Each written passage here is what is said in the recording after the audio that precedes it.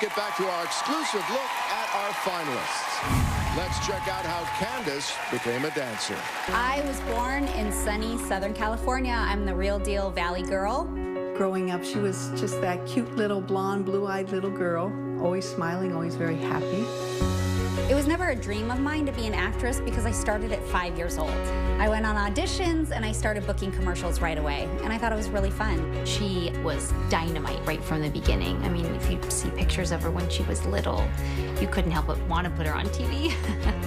I booked the role of DJ Tanner on Full House when I was 10 years old.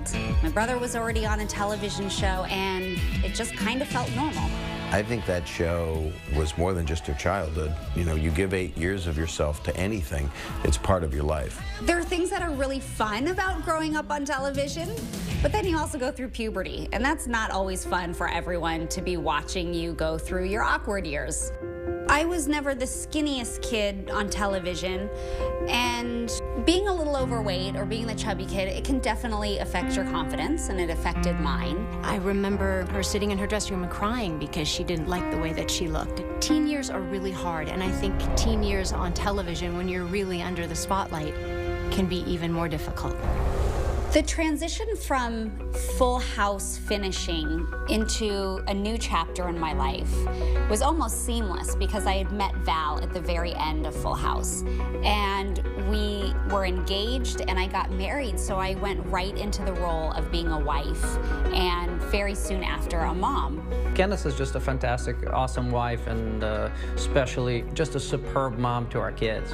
She's the best mom in the world, and she will sacrifice anything. Like, it's just really nice to know that she loves us, and she'll do anything for us. Usually my mom is there supporting me and encouraging me when I'm down, and now it's kind of flipped, and I'm the one supporting her and encouraging her through this journey, and I'm just super proud of her. Oh, they just showed my daughter, and now I'm teary. Dancing with the Stars has changed my life. I've never seen my body look like this. I'm like, all you people who think I was chubby, take that. Candace has no dance experience. Every week I watch it, she just gets better and better. Candace, you can dance. I've needed my faith throughout this whole journey. I just couldn't do it without knowing I can pray to God and ask for help. And it's not help to win the show. It's help to deal with myself. I can do all things with God's strength. So I know that when I walk out of Dancing with the Stars, I will have a confidence with everything in my life like I've never had before. Because if I can do this show, I can do a whole lot of other things. From that turning point to this memorable routine, here's their breakdown of one of their dances. So one of my most memorable dances, but not because it's my favorite, it's because I never want to watch it again. The cha-cha. Oh, I know. that was the toughest week for me. That's when I was cracking majorly under the pressure. And man, I watched this dance back and it just shows. Yeah, it was a rough week. Dancing the Cha-Cha-Cha. Candace Cameron-Bure and her partner Mark Ballas. Look at you, look so nervous.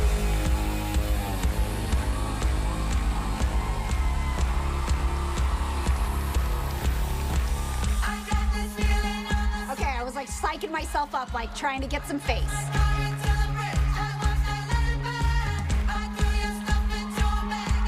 Come into here, into this stride, and watch my leg right here.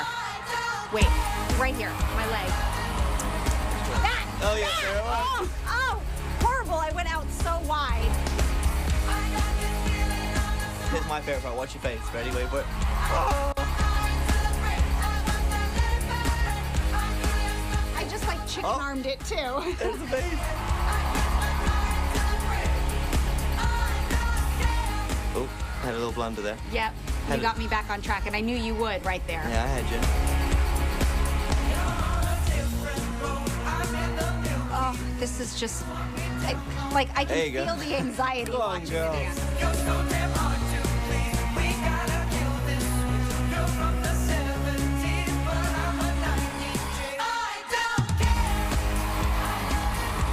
You really have never done done this, you know, and you're trying, dude. I keep seeing my arms, and I totally understand when Carrie Ann and Bruno, and then they're all like, that was actually my best turn.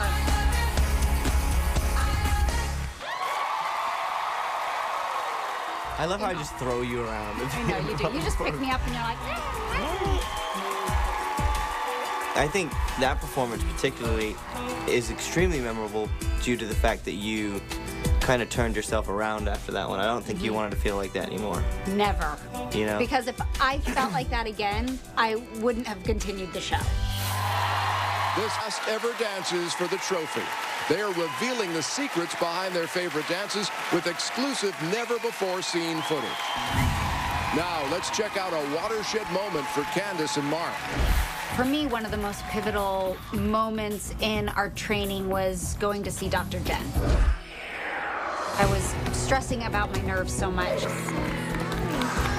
I had so much anxiety. I cracked, and it was something I'd never experienced before. You doing okay? No.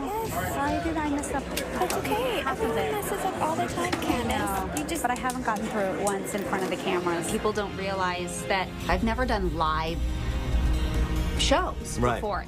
It's always been on tape or on film, and I can stop and start if I mess up. Yeah. When we went and saw Dr. Jen, I think just being able to talk through some of those emotions, that was major. Why don't you tell me a little bit about where you're struggling? It's crazy because she rehearses great. So she's very capable of doing this. Are you always blanking out in the same place? It's new places each time, and I stumble places I've never stumbled. I think she puts the pressure on herself. Even though you've been acting your whole life, the kids who tend to do really well as actors growing up tend to be more type A kids who are perfectionistic. You know, when Dr. Jen said that the expectations I put on myself, that the high expectations that were unrealistic, like that was major to just say that out loud and kind of get it out there. I want to be the best for you. Like I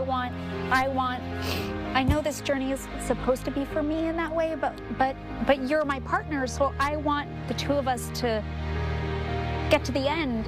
I never want to be the reason of disappointment, because I'm an encourager by nature, and I'm a happy person, and so when I feel like I'm holding or someone back or pulling someone down, I feel terrible.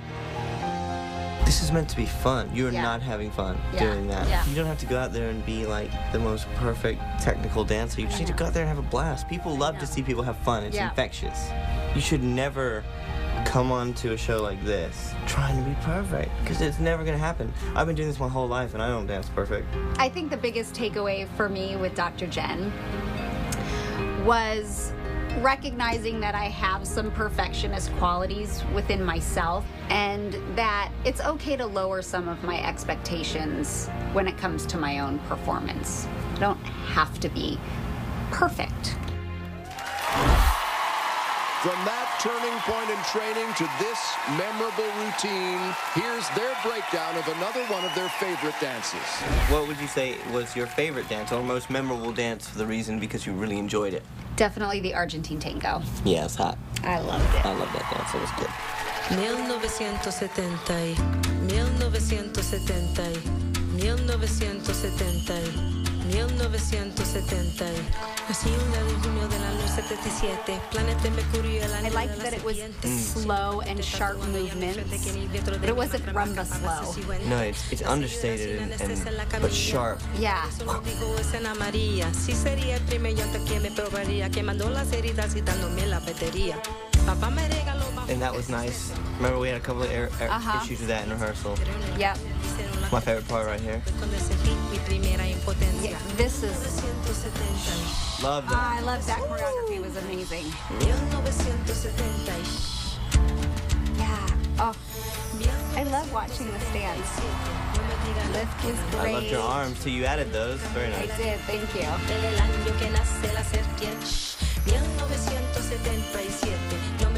I just yelled elbow at you. I don't know if you can see. I'm like, elbow!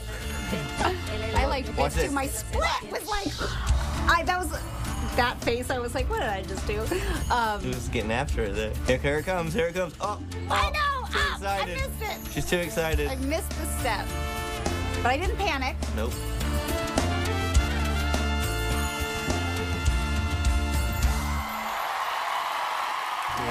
really like watching that dance. I felt so pretty that day too. I loved the makeup and hair and costume, just the feel of that whole dance. Now, here's what the judges have to say about Candace and Mark. What I love about Candace, there's a charm about her. There's a fragility. At the beginning of the season, Candace had a little bit of what we call it a case of jitters. She was very, very nervous and unsure of herself, and it showed in the performances. She tightened up her shoulders, her whole body was very rigid, and somehow halfway through she started to relax, she started to enjoy herself. Candace has it in her to win the whole thing. The trouble is, I don't think she realises that. So she's just got to convince herself that she's in the final because she deserves to be there. I think for Candace, just embracing the situation was a turning point. What is so nice about Candace is that we've seen somebody kind of coming out of her shell. She has improved enormously as a performer. Candace is the underdog, and it's really quite amazing that she's made it this far. She's struggled the most. So if she wins, I think all of America will be so happy because they'll feel like they won. Now let's go back to more of the questions you tweeted. So we have the best fans. We do. We have awesome fans, because that's why we're in the finals. That's right. I have a question here for you, actually. Okay. This one's to Candace. It's from @Suhira Amin. How has the Dancing with the Stars experience helped you grow as a performer and as a person in general? Oh. Well, it's definitely made me have to come out of my comfort zone. I'm trying brand new things I've never done before. Personally, I've grown so much on this show. Obviously, the mental challenges, the emotional challenges. I feel like a different person having gone through this experience. This is my 14th season, and this one's been a very unique one in the sense that as a coach, you're very unpredictable. So it's like, you know, it definitely keeps me on my toes, and I have to really be 100% focused on you at all times. I'm awesome so glad too. I could help you become a better coach because I'm so unpredictable. Okay, Mark, we have a Twitter question from Nicole Verona. What happens if you need to take a potty break right before you perform on the show? Gotta hold it. Just gotta hold that sucker in. I always get nervous, and then I always have to pee, and so I plan it out and go as many times as possible. Of course so I you have the least amount of bladder Of course you fluid. have a scheduled potty. I'm a mom. Potties are always scheduled. This is from Kelsey Landers, Candace, and Mark. You guys are amazing. Thank you, Thank you very Kelsey. much, Kelsey. Do you do anything specific before each performance to help calm your nerves and stay focused? Yes. Yes, We do. Breathing exercises. Breathing exercises. And sometimes Mark is like, okay, breathe. And sometimes I'm like, you need to help me breathe. You do push-ups.